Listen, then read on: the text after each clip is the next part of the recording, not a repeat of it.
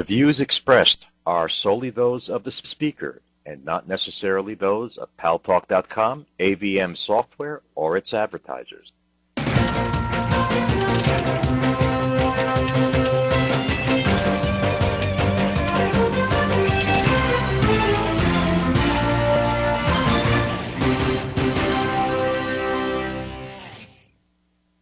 News Talk is online. News Talk Online is a production of Paltalk.com, the largest multimedia interactive program on the internet with more than 4 million unique users on demand on iTunes and on YouTube and on my blog, GaryBaumgarten.com, where you can post your comments, whether you agree with yours truly or not. And thanks to our good friends at CRN Digital Talk Radio.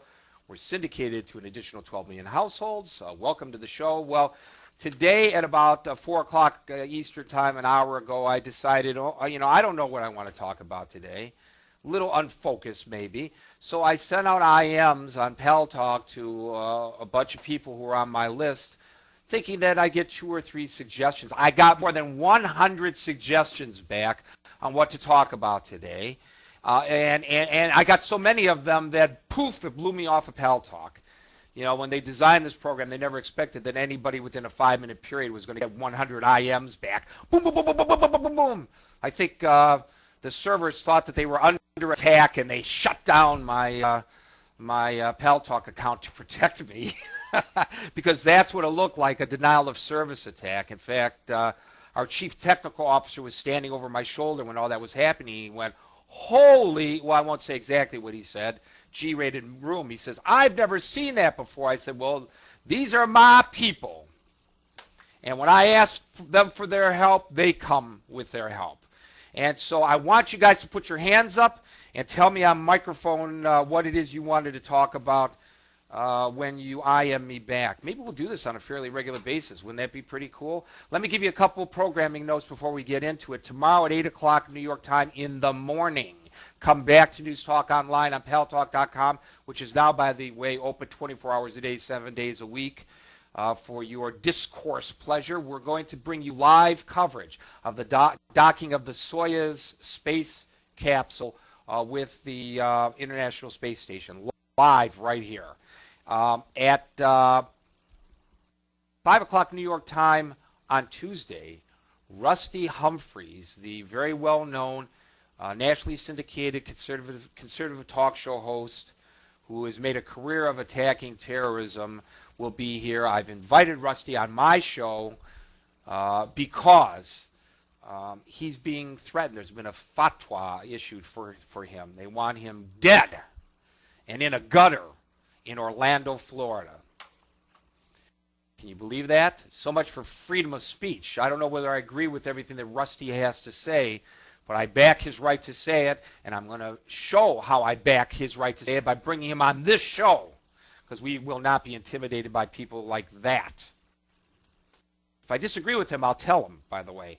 Hey, before we get to what you want to talk about, I wrote about a bunch of things today, 20 news items on the Twitter feed, Twitter/GaryBaumgarten.com. Should subscribe to that, because it keeps you abreast of everything that's going on, gives you things to talk about here on Paltalk. My favorite story that I wrote about on Paltalk.com today, I thank Alan J.C. for finding it for me.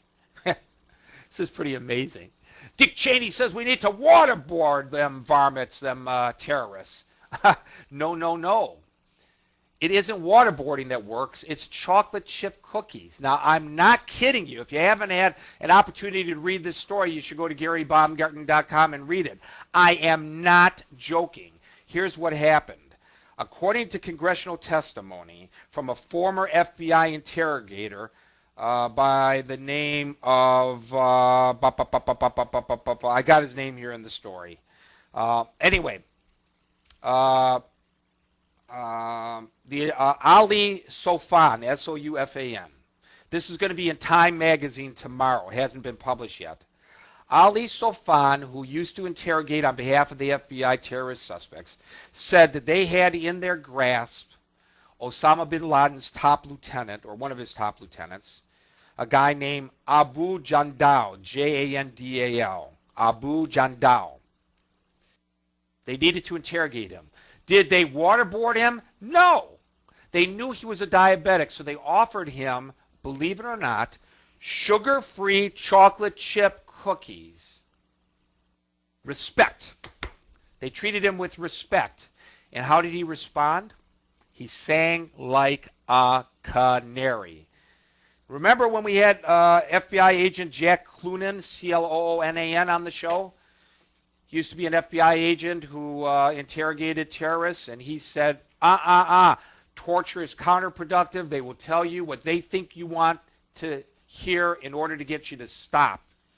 He would do little favors for these guys, and as a result, they would reciprocate by giving him information that he says was vital to the safety of the United States of America. Interesting. Chocolate chip cookies. Yummy! Interesting, huh? It's not a new tactic, ladies and gentlemen. It's an old tactic. During World War II, when they got the Nazis, they used to give them a place to congregate and socialize. They'd kind of wine and dine them, and they would bug the room. And the guys would spill their guts. They'd be listening in, and that's how they would know what the Nazis were up to. Not an old technique at all. Okay.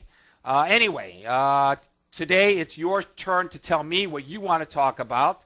You can talk about this or anything else on the blog or on the news feed or anything else that's on your mind. Let's go to my first caller. But, Sonny, you really, really confused me here because I've got two Sonny Pal Editor IMs open here. Hold on, let me get to the one where the screening is. Oh my God, he's cloning himself all over the place, ladies and gentlemen. For those of you who are joining us late, Sonny is doing a yeoman's job filling in for Boaz because he has no electricity today. They're doing some rewiring of his electricity. Let's go to Don in South Texas. Don, welcome to News Talk Online on Paltalk.com. What's up, buddy? Well, Gary, as I have been discussing in my room for the past week, Belgium chocolate. I think it is much better than regular chocolate. I love it. And we've had a great big debate on it, as you probably... Isn't that a great story? Isn't that just the greatest story we've had in the longest time? I even initially opened the room, Tiger Bert's Belgium chocolate room. I did that for a short time. It didn't get a lot of people coming in except Tiger Bert. But yes, I like Belgium chocolate. So I think that would be a good topic. You know something, Don? You know something, Don? When I was a reporter in Detroit, I covered the Detroit enclave of Highland Park, Michigan. The mayor at the time was a guy named Bob Blackwell, recently deceased. And he wanted to build something in the